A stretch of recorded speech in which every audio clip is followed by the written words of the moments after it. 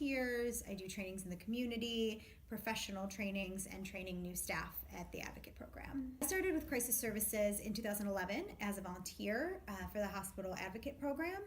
I was working in retail. I had graduated college a couple years prior and wasn't really sure what I wanted to do. I went to school for criminal justice to be a sex offender probation officer, and I worked for Erie County Probation for a little bit. But through that work, I determined I didn't want to work with perpetrators of sexual violence. I wanted to work with the victims of sexual violence, so that's why I started volunteering. And the reason I started to want to work in the sexual violence field at all was because in high school, a friend of mine was really violently sexually assaulted, and she didn't get great treatment from the on-campus or local police that she went to, and she didn't know what resources were available. She didn't know she could go to the hospital. She didn't know she could get evidence collected. She didn't know all of these things, and I didn't either because I was in high school.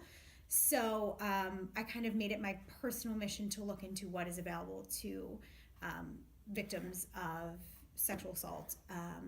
And so that's what brought me to the Advocate Program once I decided that I didn't want to work with perpetrators of sexual violence. That was too much. So that's what really got me passionate about this and really wanting to educate and get people aware of resources available for them and how that they can help others in their community. What keeps me wanting to do this is, of course, that, but I really feel like knowledge is power, and when you know your rights and know what's available to you, you're set up on a good path for the rest of your life. So if we're going out into the hospital and telling folks, you know, this is your right, this is your options, these are what you can choose from, and giving them that power of choice and that power of that knowledge, they're going to be one step ahead of the game and feeling a little bit better.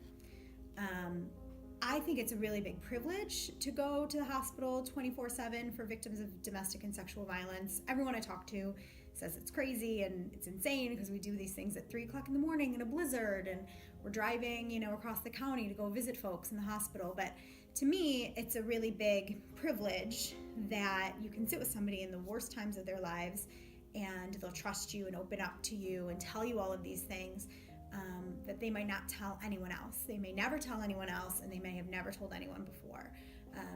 But I get to sit there and be trusted by this person who I don't know, who might come from a completely different walk of life than me.